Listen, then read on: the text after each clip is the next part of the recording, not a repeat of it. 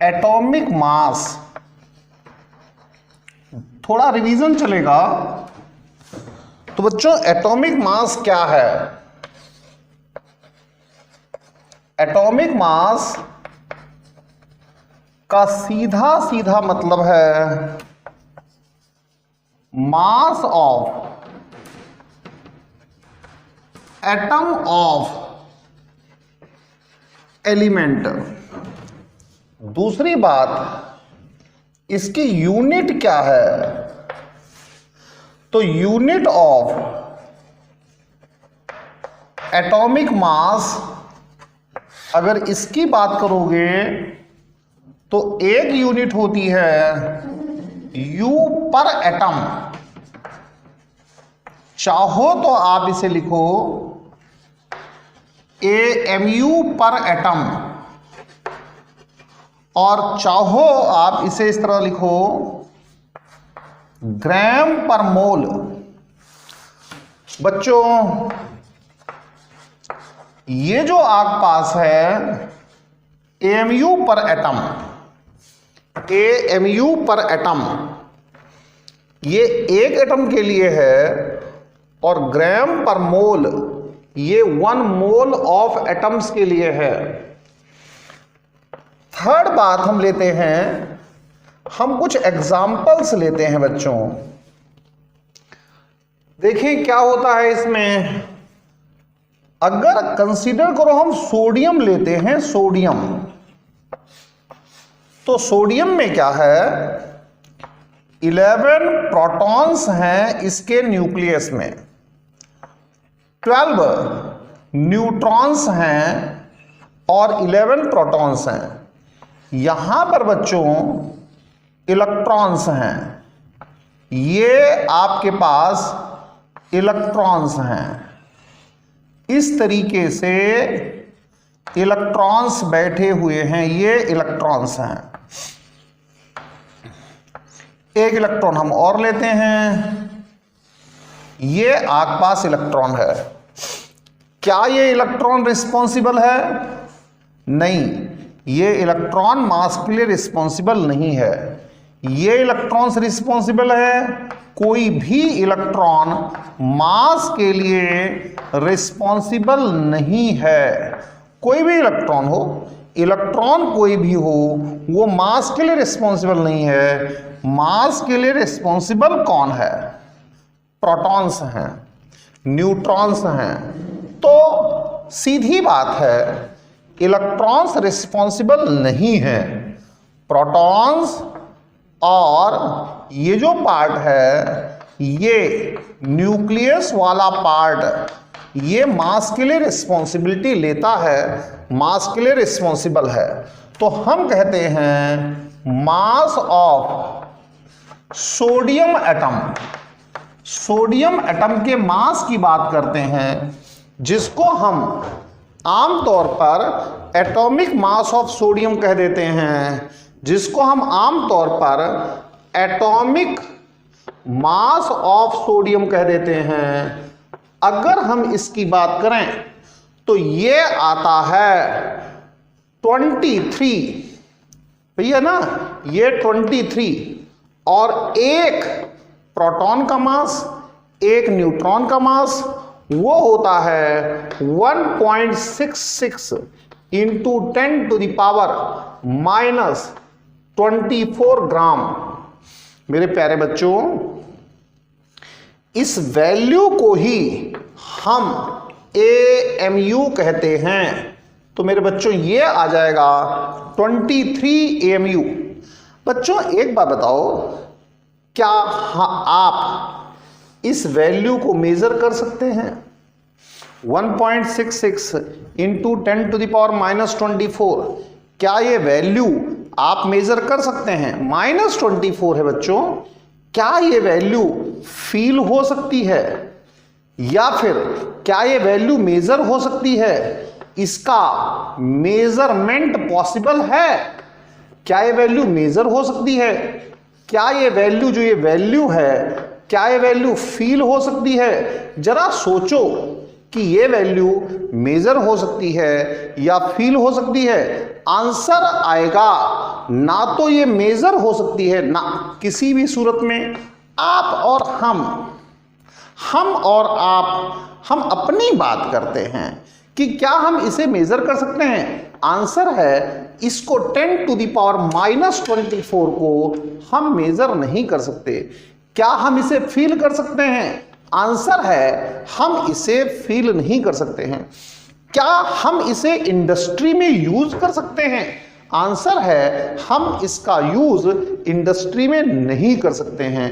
क्या एक common man इस वैल्यू को फील कर सकता है, इंडस्ट्री में यूज कर सकता है? क्या ये इंडस्ट्रियल वैल्यू है? इंडस्ट्रियल वैल्यू है?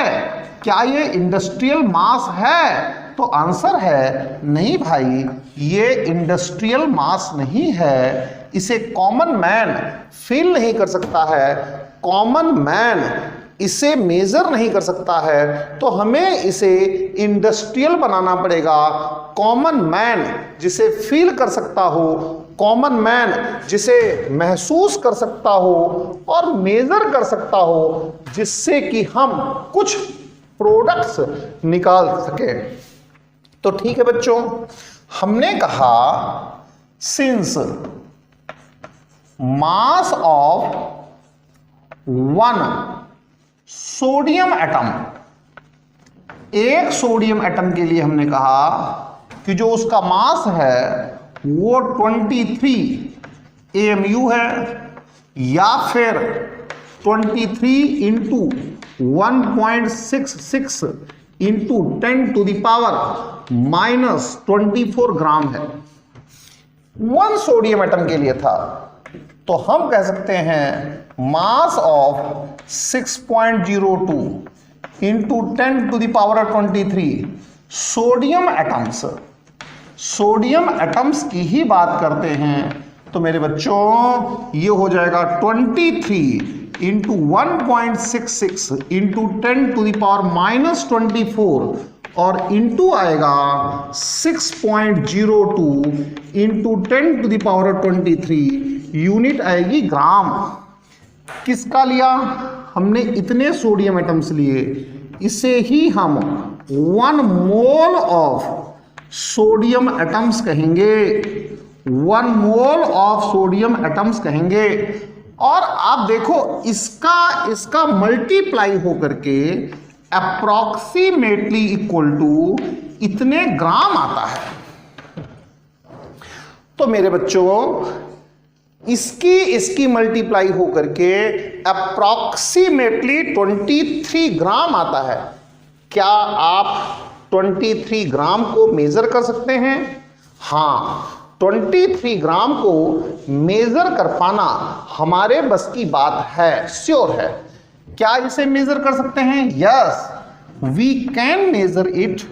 हम इसे मेजर कर सकते हैं। क्या हम इसे फील कर सकते हैं? Yes, we can feel it. हम इसे फील कर सकते हैं। क्या ये इंडस्ट्रियल है? हाँ, थोड़ा बहुत और चेंज किया जाए तो ये इंडस्ट्रियल है। मेरे बच्चों, जब हम सिंगल एटम के मास की बात करते हैं तो उसमें प्रॉब्लम क्या आती है, दिक्कत क्या आती है? दिक्कत या प्रॉब्लम ये आती है सिंगल एटम के मास में कि उसे मेजर करना, उसे फील करना, इंडस्ट्रियल यूज वो पॉसिबल नहीं हो पाता है। लेकिन जैसे ही हम 1 मोल एटम्स की बात करते हैं, 1 मोल एटम्स का मास निकालते हैं, 1 मोल एटम्स का मास निकालते ही वो फीलिंग रेंज में आ जाता है, वो फील किया जा सकता है। बच्चों थोड़ा सा प्रैक्टिकल होकर के समझो।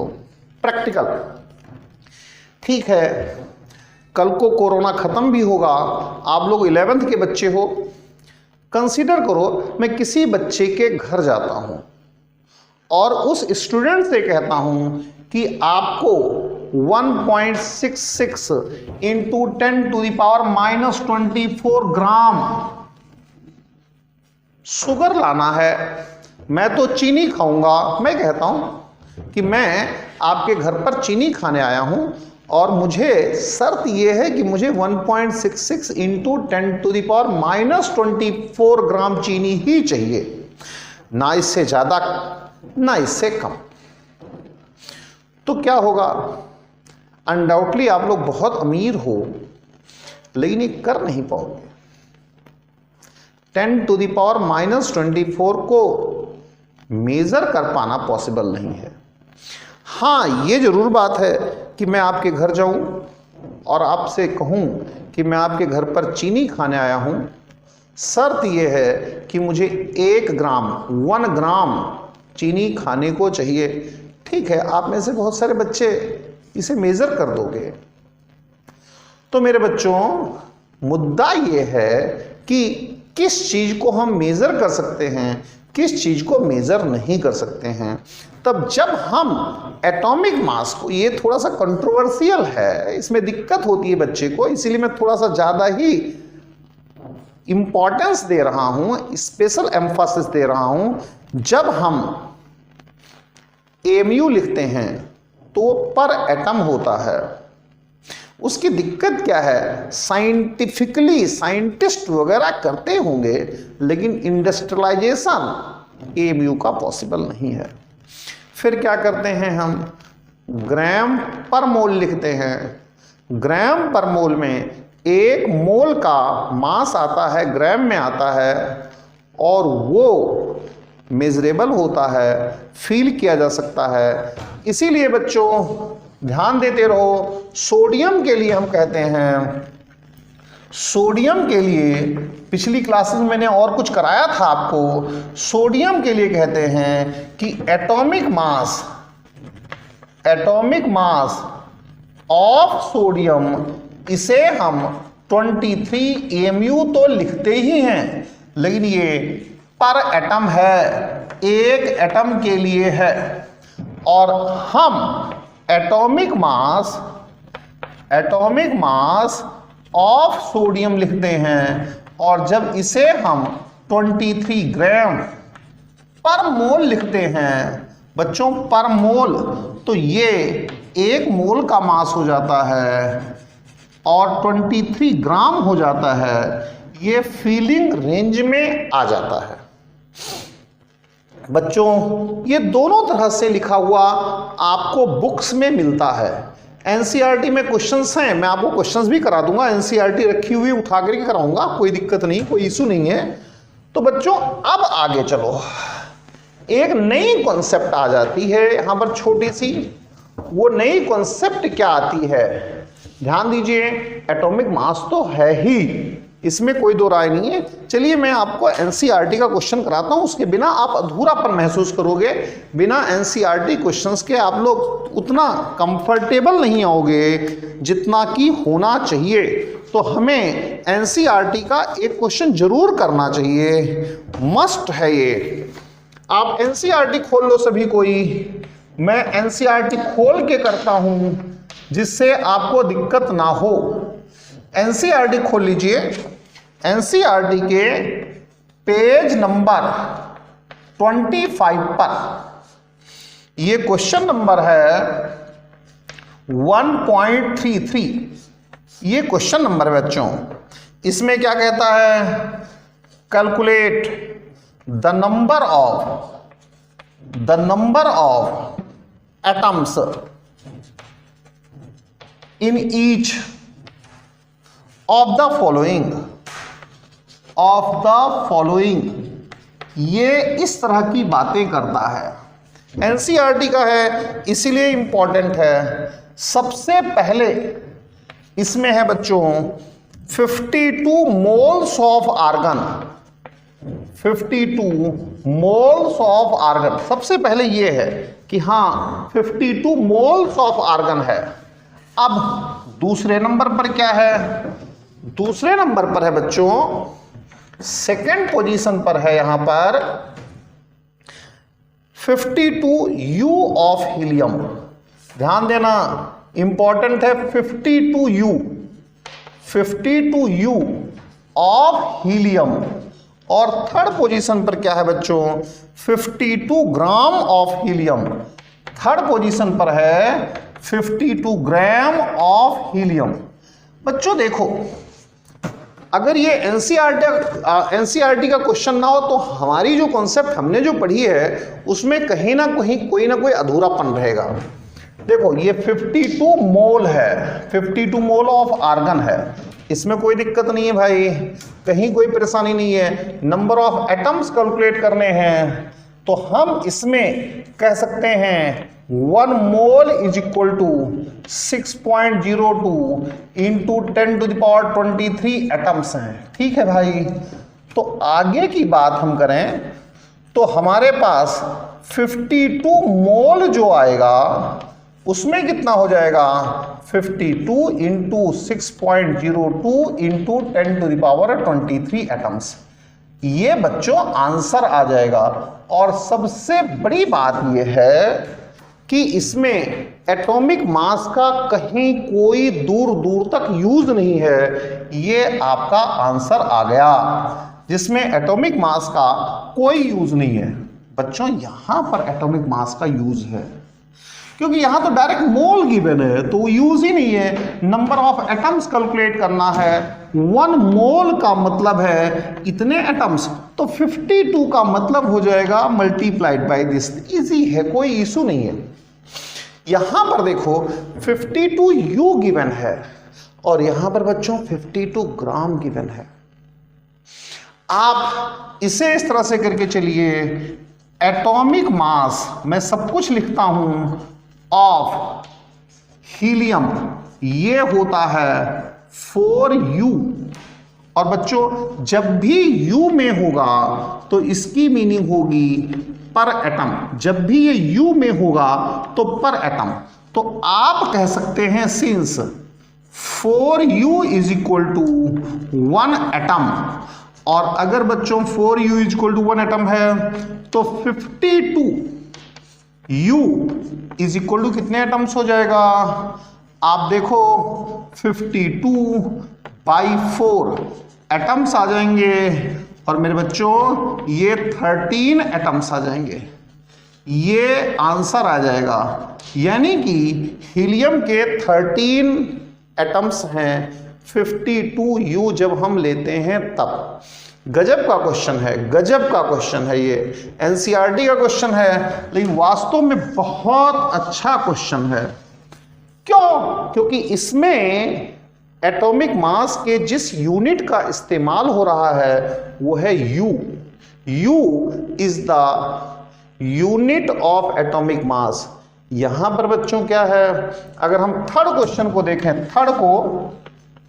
यहां पर थर्ड क्वेश्चन को देखते हैं, इस क्वेश्चन को मैं ले आता हूं यहां पर, तो मैं कहूंगा इसी तरह से लिखूंगा एटॉमिक मास ऑफ हीलियम, इसे लिखूंगा बच्चों 4 ग्राम पर मोल।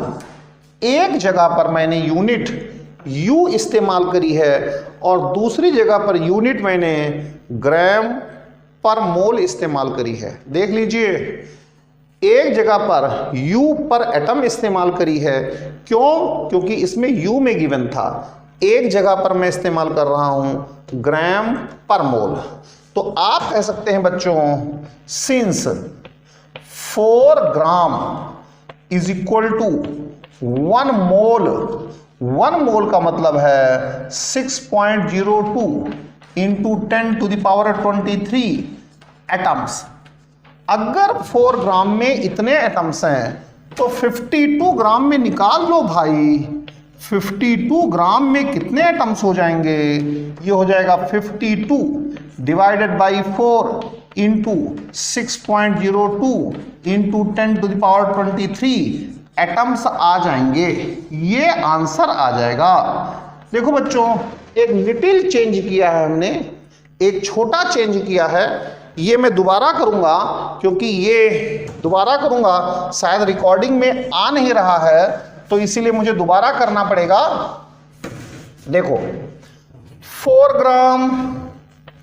4 ग्राम की मीनिंग है 1 मोल 1 मोल की मीनिंग है 6.02 इंटू 10⁻23 और क्या बच्चों, एटम्स। तो 52 ग्राम, इसका मतलब हो जाएगा 52 divided by 4 into 6.02 into 10⁻23 atoms आ जाएंगे। और ये बच्चों 13 इंटू 6.02 इंटू 10⁻23 एटम्स आ जाएंगे। यहां पर बच्चों ये आपको आंसर मिला है, देखो, और यहां पर ये आपको आंसर मिला है। यहां पर जो यूनिट थी वो यू थी और यहां पर यूनिट जो थी वो ग्राम थी। तो बच्चों जो ग्राम पर मोल है that is also unit of atomic mass, लेकिन इसमें क्या होता है, हम 1 मोल, इसका मतलब 6.02 इंटू 10⁻23 एटम्स लेते हैं। और इसमें जो ये जो U होता है, ये U हमेशा ही 1 एटम के लिए होता है। जैसे हमने 4U लिख दिया तो ये पर एटम हो गया, 1 एटम के लिए हो गया। तो बच्चों ध्यान रखो कि जो एटॉमिक मास है उसकी 2 यूनिट होती है, एक U पर एटम और एक ग्राम पर मोल। कई जगहों पर बच्चों ये ग्राम पर मोल लिखा हुआ आ जाता है और जैसे ही ग्राम पर मोल लिखा आता है बच्चा परेशानी में पड़ जाता है, बच्चा परेशानी महसूस करता है और गलतियां शुरू कर देता है। तो आप गलतियां नहीं करोगे, आप परेशान नहीं होगे, ये याद रखोगे कि जो यूनिट है वही 2 यूनिट है। कहीं से कहीं तक आप एटॉमिक मास में जाओगे तो आपको इन 2 यूनिट्स का यूज करना पड़ेगा। आगे चलते हैं बच्चों, हम चलते हैं मोलेक्यूल पर। आगे हम चलते हैं मोलेक्यूल पर। तो मोलेक्यूल क्या है बच्चों, जैसे O2 मोलेक्यूल है, एक एग्जाम्पल हो गया। H2O भी मोलेक्यूल है, दूसरा एग्जाम्पल हो गया NH3, ये भी मोलेक्यूल है। थर्ड एग्जाम्पल हो गया आपके पास CH4, ये भी फोर्थ एग्जाम्पल हो गया।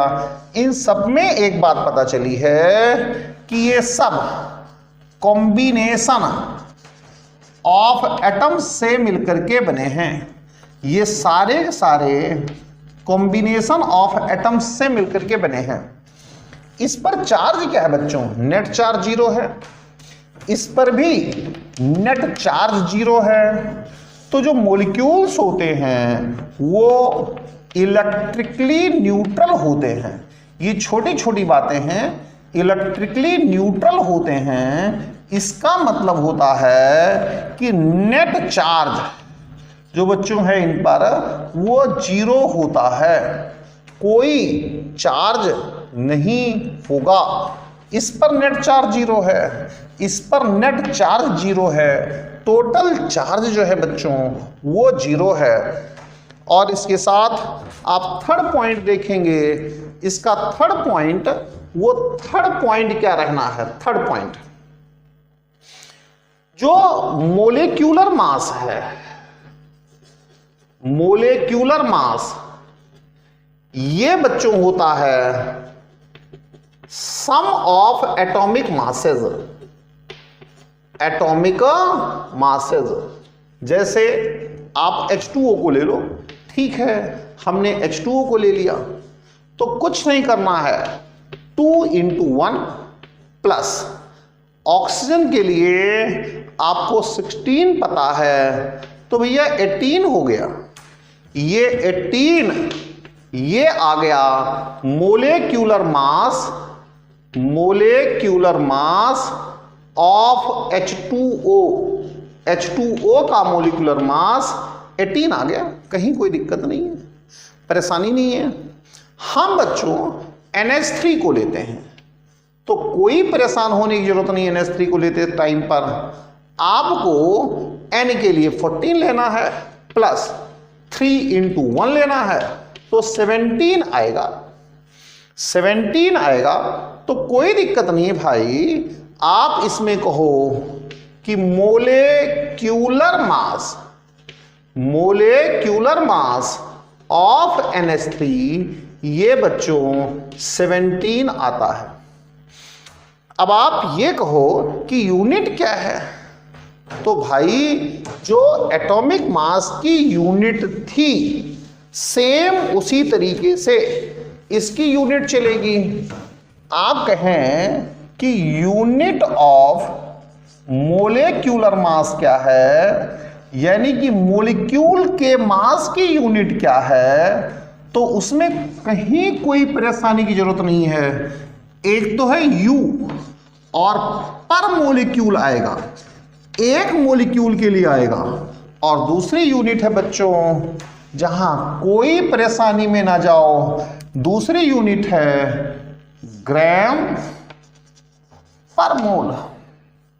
यानी कि यहां पर आपको 1 मोल लेना पड़ता है, इसे आप कह सकते हो ग्राम पर 6.02 इंटू 10⁻23 मोलिक्यूल्स। इतने मोलिक्यूल्स का मास होगा।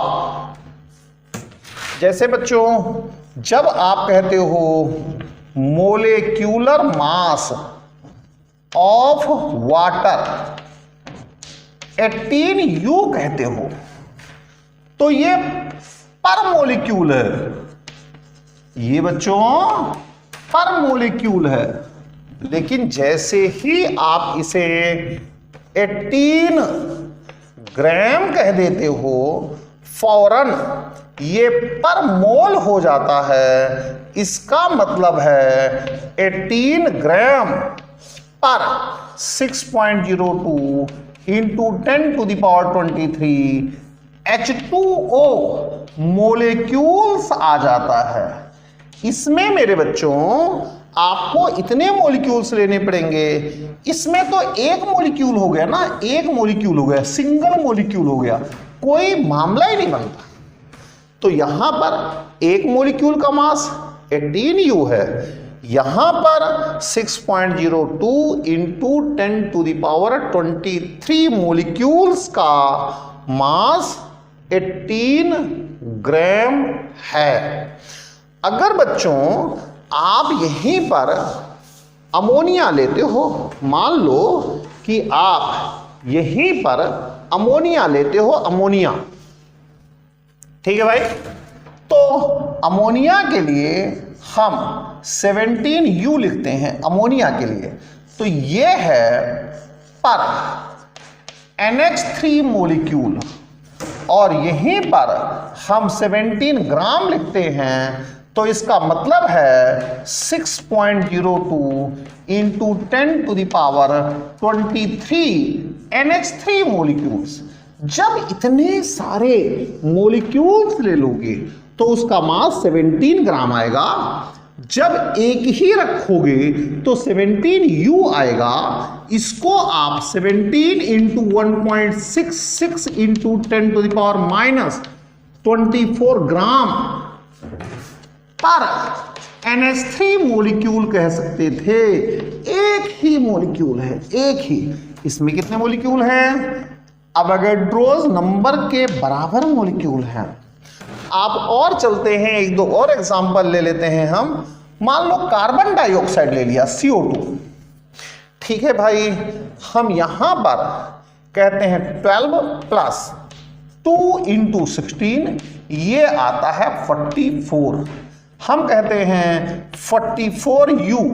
जब 44U कहते हैं तो ये पर CO2 मोलिक्यूल एक ही मोलिक्यूल के लिए आएगा, और जब हम 44 ग्राम कहते हैं तो ये आता है पर 6.02 इंटू 10⁻23 मोलिक्यूल्स के लिए आता है। तो मेरे बच्चों याद रखो, ये कौन से मोलिक्यूल्स हैं? CO2 मोलिक्यूल्स हैं भाई, CO2 मोलिक्यूल्स हैं। तो जब भी आप अवोगाड्रोस नंबर के बराबर ले लेंगे तो इसे आपको ग्राम में मिलेगा। जब एक मॉलिक्यूल ले लेंगे तो आपको U में मिलेगा। In that